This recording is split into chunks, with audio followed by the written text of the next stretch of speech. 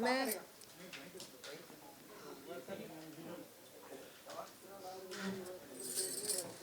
मुझे डांस करना है।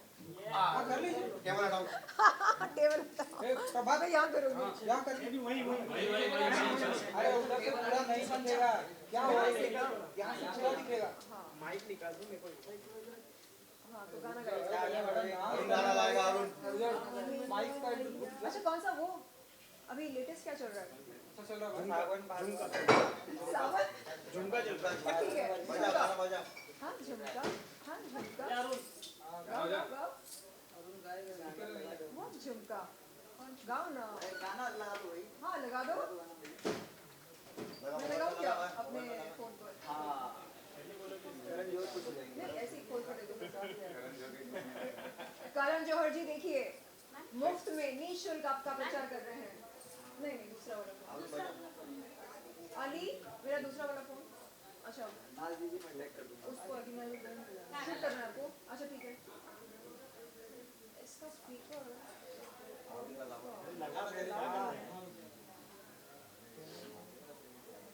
बहुत झुमका। चलो लग गया। हाँ ये अच्छा लग रहा है। ये बहुत दे।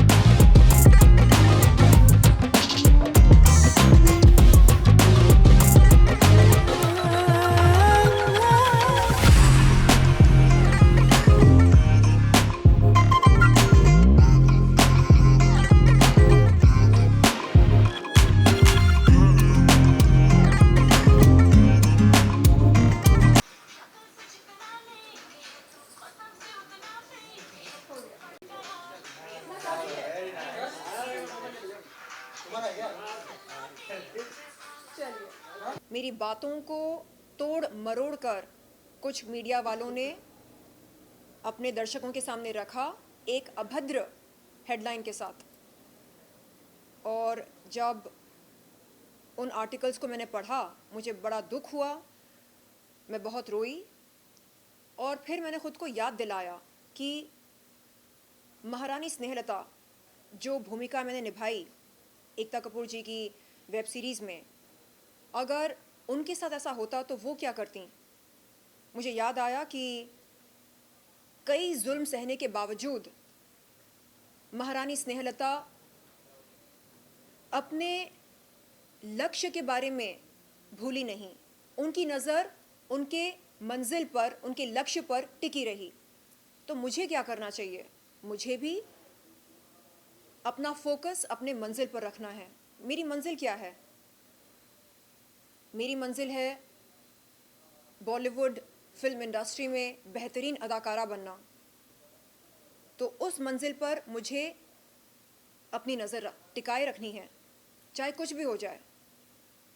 तो इस अद्भुत भूमिका को बार बार लगातार याद करके मैं इस भूमिका से प्रेरणा लेती रही और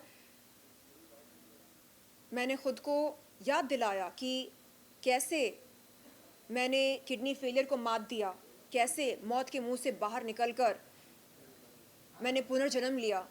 तो जो लड़की इतनी स्ट्रॉन्ग होती है असल ज़िंदगी में, उसे क्या कोई अभद्र न्यूज़ आर्टिकल परेशान कर सकता है? क्या मुझे विचलित कर सकता है? नहीं। और अगर मैं ऐसे अभद्र आर्टिकल्स को खुद को विचलित होने दूं तो फिर जीना मुश्किल हो जाएगा। दरअसल बात यह है कि सिद्धार्थ कनन ने मेरे सामने एक 15 या 16 साल पुराना इंटरव्यू का जिक्र किया और उस इंटरव्यू में जो बात मैंने कही थी उस बात को मेरे सामने रखकर पूछा कि क्या मैं उस बात के बारे में कोई टिप्पणी देना चाहूँगी, क्या कोई क्लैरिटी देना चाहूँगी। तो मैंने कहा कि उस समय मेरा रिश्ता हैदराबाद के एक बहुत बड़े पॉलिटिशियन के बेटे के साथ था और उस रिश्ते में मैं नाखुश थी, क्योंकि उस रिश्ते में रहकर मुझे ऐसा लगने लगा कि मेरा प्रेमी सिर्फ़ और सिर्फ़ जिस्मानी ताल्लुक़ात में दिलचस्पी रखता है, प्यार, इश्क, मोहब्बत में नहीं।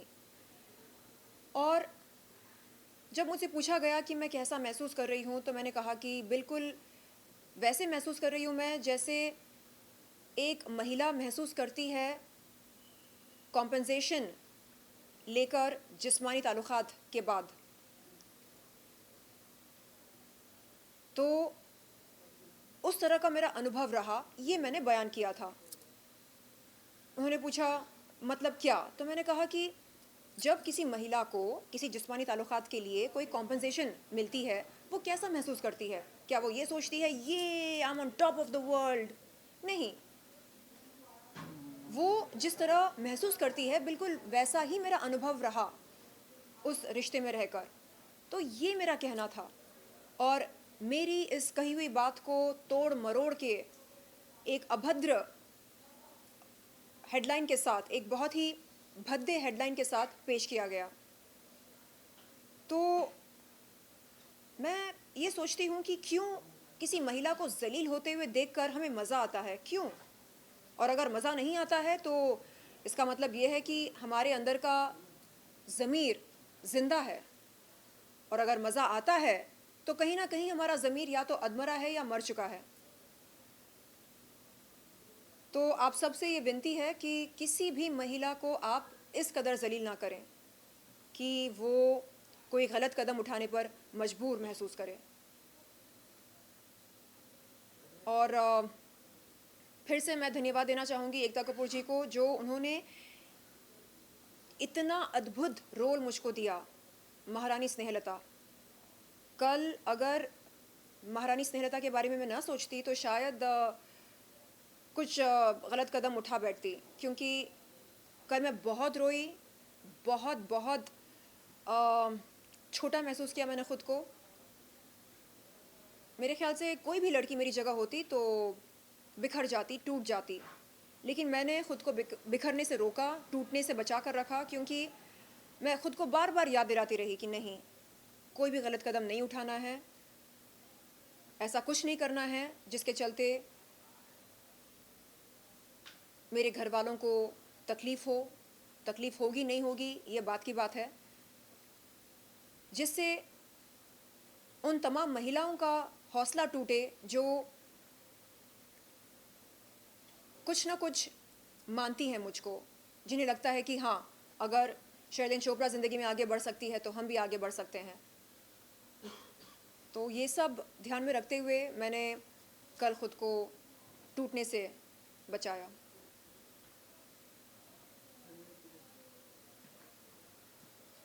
नाउ आपकी फॉरेस्ट 2 के बारे में बहुत सारी चर्चा हो रही है, जिस तरह से ट्रेलर है, जिस तरह से आपको आपकी एक्टिंग की काफ़ी लोगों का इंतज़ार है, तो कुछ कहना चाहेंगे फॉरेस्ट 2 के बारे में? जी, पौरुषपुर 2 में मैंने महारानी स्नेहलता की भूमिका करी है और महारानी स्नेहलता एक कमाल की महिला हैं, यानी वो खुद को मन ही मन किसी महारानी से कम नहीं मानती हैं, हालांकि वो होती हैं केवल एक रानी, और महाराज के कई रानियां होते हैं और उन रानियों में से एक हमारी महारानी स्नेहलता होती है।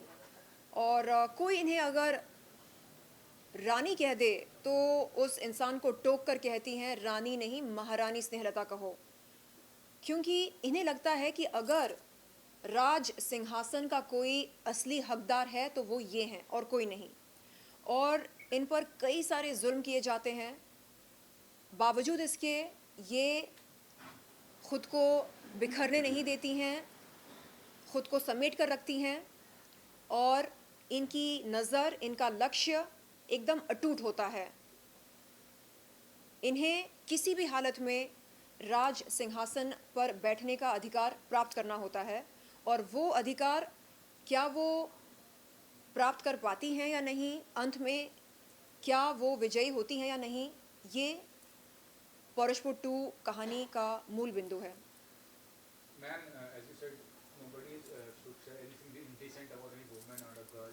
जी। लेकिन आपको क्या लगता है कि किसी लड़की का या किसी औरत का अच्छा इमेज है तो क्यों कोई गलत बात बोलेगा? You know, it's the kind of image a person makes है, मतलब ग्लैमरस इमेज बोलिए या बोल्ड इमेज बोलिए। जी। अभी हाल ही में उर्फी से एक बुजुर्ग ने बोला कि आप देश का नाम खराब कर रही हो, तो वो किसी दूसरे को नहीं बोलते हैं इस तरह की बातें, तो आप नहीं सोचते कि आपका इमेज रिस्पॉन्सिबल होता है इस चीज़ के लिए? देखिए, अगर मैं लो नेकलाइन चोली पहनती हूँ, इसका मतलब ये तो नहीं कि मैं आपसे ये कह रही हूँ कि आइए और मेरा बलात्कार कीजिए। तो ऐसा मतलब निकालने वाले लोग होते कौन हैं? क्या वो समाज के ठेकेदार होते हैं? अगर हम अपने हुस्न को दिखा रहे हैं, अगर हम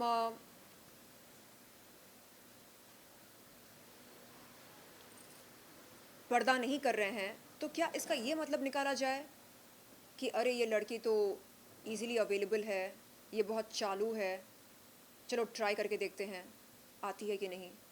क्यों क्यों हम इस तरह का मतलब निकालते हैं? और रही बात उर्फ़ी की, तो मेरे ख्याल से उसे पता है कि वो क्या कर रही है, और अगर वो अ, छोटे कपड़े पहनती हैं या ऐसे लिबास पहनती हैं जिससे लोगों का मन उत्तेजित हो जाए, तो क्या ये गलत है? हम क्यों भूलते हैं कि हम भारत देश में रहते हैं, वो देश जिसका नाम लैंड ऑफ कामसूत्रा कहा जाता है। तो क्यों हम मॉरल पुलिसिंग करते हैं? क्यों हम कहते हैं अरे ये देखो, ये अपना क्लीवेज दिखा रही है, इसका मतलब इसका कैरेक्टर बहुत ही ढीला होगा, इसका मतलब ये ईज़िली अवेलेबल होगी। क्यों? कौन सी किताब में या किस ग्रंथ में लिखा है कि महिला के लिबास की लंबाई से उसके किरदार का अनुमान लगाया जा सकता है? किस किताब में लिखा है? मैं अपना घर चलाती हूँ, मैं अपने सारे बिल्स टाइम पर भरती हूँ, और अगर मैं इस तरह की चोली पहनना पसंद करती हूँ, तो इसमें गलत क्या है? क्या संविधान में लिखा है कि इस तरह की चोली पहनना गलत है, और अगर मैंने इस तरह की चोली पहनी तो कोई धारा मुझ पर लगेगी? संस्कृति हाँ, तो संस्कृति दिमाग में होनी चाहिए ना। अगर मेरे इस अवतार को देखकर आप उत्तेजित होकर मेरे साथ गलत करने की इच्छा रखते हैं, तो ये दर्शाता है कि आपकी क्या संस्कृति है। क्योंकि आपके अंदर का हैवान न जागे, इसलिए मैं खुद को ढक कर रखूं। शर्लिन जी क्या है कि मन की बात नहीं होती, मन की जो भावनाएं होती हैं वो भी तो मैटर करता है, मगर कहीं ना कहीं हमारे जो बच्चे हैं, हमारे आजकल के जैसे नेटफ्लिक्स पे या अमेजोन प्राइम पे किसेस हो रहे हैं, नेकेड जी। दिखाया जा रहा है, जी। उससे क्या है कि ये जो ओपन है, सब चीज़ें ओपन जी। है, हम अपने फैमिली के साथ बैठते हैं तो हमारे बच्चे भी कभी खोल लेते हैं, क्योंकि जी। यहाँ पे कोई लॉक सिस्टम नहीं है ऐसा। जी। तो ये बच्चों के लिए थोड़ा समाज हमारा जो है वो ज़्यादा जागरूक है। जी बिल्कुल। अभी नेटफ्लिक्स पर मेरी कोई वेब सीरीज़ आई नहीं है, जिस दिन आएगी। नहीं, आपकी बात नहीं कर रहा हूँ, जैसे आपने और भी औरतों को जी, लेकर आपने जी। एग्जांपल दिया, उस एग्जांपल पे मैं एक बात रख रहा हूँ जी। कि और भी औरतें हैं। जी देखिए, आमतौर पर ये कहा जाता है कि क्योंकि लड़की भड़काऊ कपड़े पहनती है, इसलिए उसके साथ गलत होता है। अगर इस बात में सच्चाई है, तो फिर 3 महीने की बच्ची के साथ बलात्कार क्यों होता है? या 3 हफ्ते की बच्ची के साथ बलात्कार क्यों होता है? क्या इसका कोई जवाब है आपके पास? क्या 3 हफ्ते की या 3 महीने की बच्ची भड़काऊ कपड़े पहनती है? तो मेरे ख्याल से कपड़ों को दोष देना व्यर्थ है। हमें दोष देना चाहिए उस मानसिकता को जो हैवानियत से भरी हो, जिसे इंसानियत और हैवानियत के बीच का अंतर ना मालूम हो। मेरे ख्याल से आपने क्वेश्चन समझा नहीं है। मैं कह रहा हूँ नेटफ्लिक्स और अमेजोन प्राइम देख के जैसी चीज़ें आजकल फिल्में बन रही हैं जिस तरीके से, वो हमारे बच्चों पर असर करता है। वो Adult एडल्ट कंटेंट जो होता है जी। उससे देखकर एक अंदर में भी चीजें आती हैं, कोई भी हो। जो आप चीज अभी आज कह रही हैं वो तो संस्कार का है ना, जी। हमारी फैमिली कैसे उसको संस्कार दे रही है, उस बच्चे को कैसे बड़ा कर रही है, जी, raise कर रही बिल्कुल। है। वो उसके हिसाब से वो संस्कार उसके अंदर आता है। तो मैं उस पर कह रहा हूँ कि ये चीजें हमारे कहीं ना कहीं हमारे बॉलीवुड से हमारे समाज को जो मिल रहा है वहीं से मिल रहा है ना, जी। कहीं वो फिर ट्रांसफर हो रहा है इसमें। तो आप कह रहे हैं कि नेटफ्लिक्स पर बोल्ड कंटेंट बहुत चीजें कंटेंट सिर्फ नेटफ्लिक्स की बात नहीं कर रहा हूँ मैं। हाँ। मैं एक चीज कह रहा हूँ जो फिल्मों की बात कर रहा हूँ। कोई भी फिल्में आ रही हैं, वेब सीरीज आ रही है, कंटेंट और आ रहे ये हैं, बोल्ड कंटेंट जितना पहले नहीं खुला हुआ हो करता गया था? कोई भी चीजें, उसकी ये बात बोल्ड कंटेंट क्या पहले नहीं हुआ करता था? राज कपूर के ज़माने में राम तेरी, गंगा मैली, यही तो मैं कह रहा हूँ। हाँ, यही कह रहा हूँ कि सत्यम मन- शिवम सुंदरम, क्या वो बोल्ड कंटेंट नहीं था? नहीं, तो हम पर निर्भर करता है कि हम अपने बच्चों के साथ बैठकर किस तरह का कंटेंट देखते हैं। पारिवारिक कंटेंट देखते हैं या अडल्ट कंटेंट देखते हैं। हाँ, अगर बच्चे 18 के ऊपर हैं तो वो तय करें उन्हें क्या देखना है क्या नहीं, लेकिन अगर नाबालिग हैं तो हमें तय करना होगा उनके पेरेंट्स के तौर पर कि उनके लिए क्या सही है और क्या गलत। और मेरे ख्याल से आज के पेरेंट्स काफ़ी समझदार हैं, उन्हें पता है कि पेरेंटल कंट्रोल क्या होता है, और वो अपने बच्चों को अडल्ट कंटेंट देखने की इजाज़त नहीं देते हैं। जहाँ तक मेरे फ्रेंड्स की बात हो रही है, जिन परिवारों को मैं जानती हूँ, वहाँ पर नाबालिग बच्चे अडल्ट कंटेंट नहीं देख सकते हैं। तो हम अपने बच्चों के साथ किस तरह का रिश्ता रखते हैं, हम उन पर नज़र रखते हैं या नहीं रखते हैं, या अपनी ज़िंदगी में हम डूबे हैं, खोए हैं, ये इन सवालों के जवाब हमें ढूंढने चाहिए। और शर्लिन जी, जिस तरीके से आपने बताया कि पुरुष लोगों की मानसिकता क्या होती है, would like to know from you कि मतलब औरतों की मानसिकता क्या होती है। जिस तरीके से एक ज़माना मॉडर्नाइज होते जा रहा है, जी। मॉडर्न की तरफ सारी चीज़ें जा रही है, फैशनेबल होते जा रहे जी। हैं, जिस तरीके के कपड़े भी ट्रेंडी होने लगे हैं, जी। What do you think about the women's, what they actually feel about the clothes, and जिस तरीके से मॉडर्नाइज हो रहे हैं उसके बारे में आपका क्या मानसिकता, लोग औरतों की स्पेशली क्या रहती है? देखिए, मेरे ख्याल से हमें कोई जेंडर बायस नहीं करना चाहिए। महिला के लिए अलग नियम, पुरुषों का बताया पुरुष तो- के लिए अलग हाँ। नियम, ऐसा कुछ नहीं होना चाहिए। ये समाज हम सब के लिए है, महिलाओं के लिए भी है, पुरुषों के लिए भी है। और आमतौर पर महिलाओं के साथ छेड़खानी होती है, ये मैंने देखा है। लेकिन जब पुरुष शर्टलेस होते हैं, जैसे सलमान खान और शाहरुख खान अपनी फिल्मों में बगैर शर्ट के घूमते हैं, तो हम ताली बजाते हैं, हम सीटी मारते हैं, हमें लगता है वाह, ये देखो हमारा स्टार बगैर शर्ट के। लेकिन जब हीरोइन लो नेकलाइन वाली चोली पहनती है तो उसी अंदाज में वाह क्यों नहीं निकलता है मुंह से? क्यों हम उसका तिरस्कार करना चाहते हैं? क्यों हम सोचते हैं कि नहीं, ये गलत है? क्यों? क्या गलत है? तो यहाँ पर मुझे लगता है कि हम कहीं ना कहीं हिपोक्रिट्स बनते जा रहे हैं। ये दोगलापन समाज के लिए अच्छा नहीं है। Thank you. जी। लास्टली की पॉडकास्ट 2 आ रही है, फैंस को अगर आप कुछ कहना चाहें। 28 जुलाई के दिन पॉरशफुट 2 रिलीज़ होने वाली है ऑल्ट पर, और मैं चाहूँगी कि आप जल्द से जल्द ऑल्ट सब्सक्राइब करें और पॉरशफुट 2 और इस तरह के गज़ब, एक्साइटिंग, इंटरेस्टिंग वेब शोज़ देखें, इन तमाम शोज़ का लुत्फ़ उठाएं।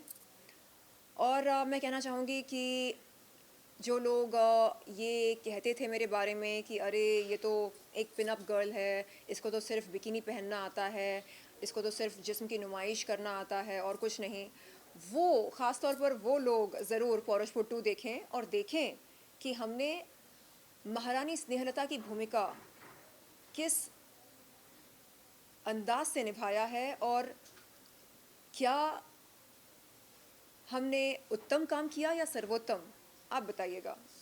और वो धन्यवाद। So much.